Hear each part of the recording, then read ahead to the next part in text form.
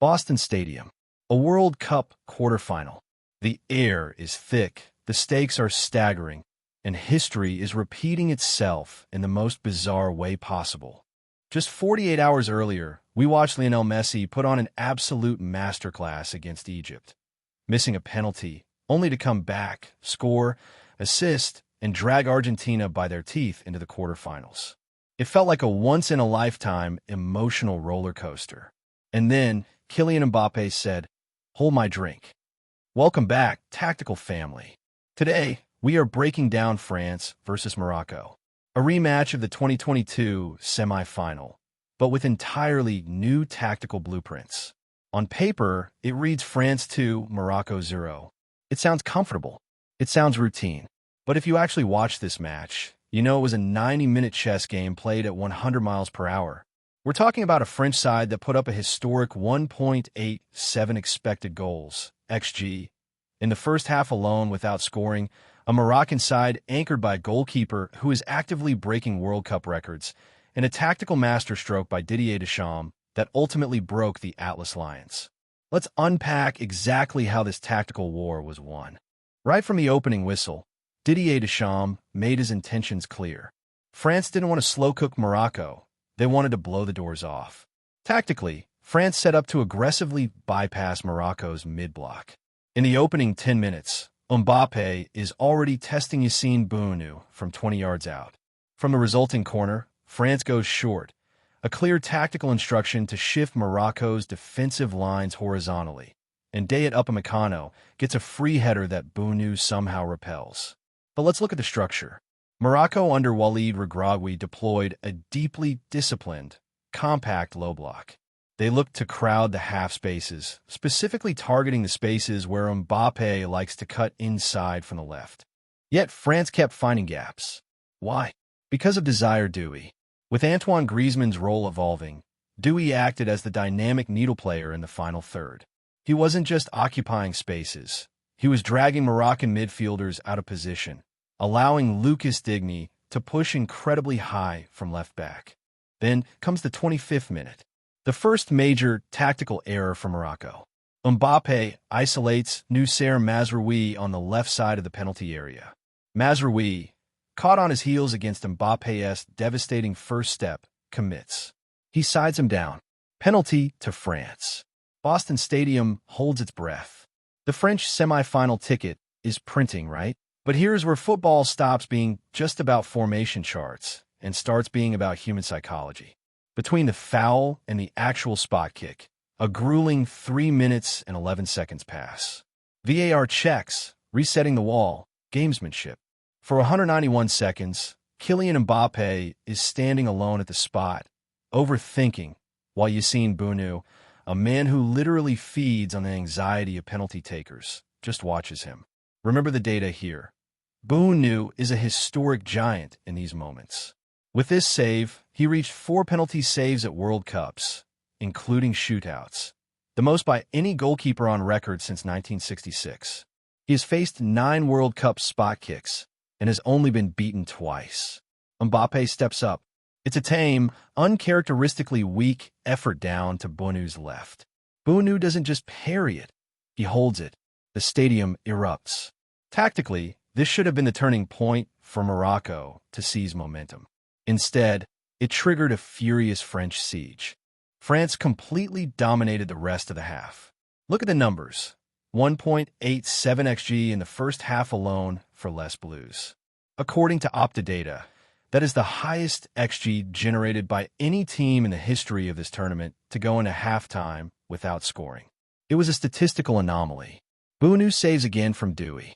Lucas Digne unleashes a monstrous, dipping 35-yard rocket that rattles the crossbar so hard the cameras shake. France are doing everything right from a positional play standpoint, creating overloads, stretching the width, winning the second balls through Aurélien Tchouameni, but the ball simply will not go in. At halftime, it's 0-0, and you can feel the anxiety creeping into the French technical area. We come out for the second half.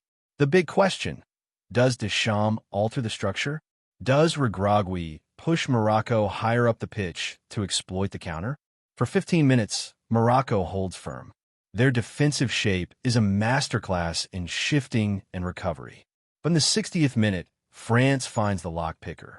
And it wasn't a tactical long ball or a blazing counterattack. It was sheer, unadulterated technical brilliance in a tight space. Désiré Doué receives the ball in the inside left channel. He's closed down immediately by Neil El Anoui. A lesser player passes backwards to reset. Doué doesn't. He spots a microscopic window and slips a gorgeous, filthy nutmeg right through El Anoui's legs. That single action breaks Morocco's defensive integrity. The shifting mechanism fails because no one expected the breakthrough there. The ball finds Mbappé at the edge of the box. Now, watch Mbappé's body mechanics here. He doesn't smash it. He opens up his hips, uses the Moroccan defender as a human shield to block Bounou's sight line, and whips an inch-perfect, ice-cold curler into the far corner. 1-0 France. With that single strike, Mbappé does two things. He ties Lionel Messi in the 2026 Golden Boot race with 8 goals, and he becomes only the second player in football history to hit 20 total World Cup goals, sitting just one behind Messi's all-time record of 21. The low block was shattered. Morocco had to change their entire defensive identity in an instant. They had to come out and play. And when you come out and play against France, you die by the transition. Just 6 minutes after the opener, minute 66, Morocco is caught in a disorganized rest-defense structure. France wins the ball, and it's shifted immediately to Mbappé. The Moroccan backline panics, gravitating toward him like moths to a flame. Mbappé recognizes the gravity he draws. He doesn't force the shot. He plays a simple, perfectly weighted layoff to Ousmane Dembélé on the right. Dembélé drives toward the edge of the box. He strikes it low. Bounou gets a desperate, outstretched hand to it, but the power carries it through into the bottom corner. 2-0. In a span of 6 minutes, France went from statistical frustration to absolute structural dominance and punched their ticket to the semifinals. With that assist, Mbappé cements another absurd record. He is now the first player ever to achieve 10 or more goal involvements at multiple World Cups, completely eclipsing his 2022 output. But then, drama hits. A few minutes later, Mbappé goes down. No one is near him. Every French fan's heart stops. It looks like an isolated ankle issue. He is substituted for Jean-Philippe Matida. On the bench, the cameras zoom in. He's applying a heavy ice pack to his ankle. Now, during the post-match celebrations, he was walking fine, smiling, waving. Deschamps post-match insisted it was purely precautionary. But with the semi-final against either Spain or Belgium looming next week, that ice pack is the most important piece of equipment in France right now. Morocco tried to mount a late charge. El Anoui had a brilliant header flash just wide. But truth be told, once France went 2-0 up, their defensive block, marshaled by Upamecano and William Saliba, was an absolute vault. Bradley Barcola even came close to adding a late third on a break. Ultimately, this match proved why France remains the most terrifying tournament team on the planet.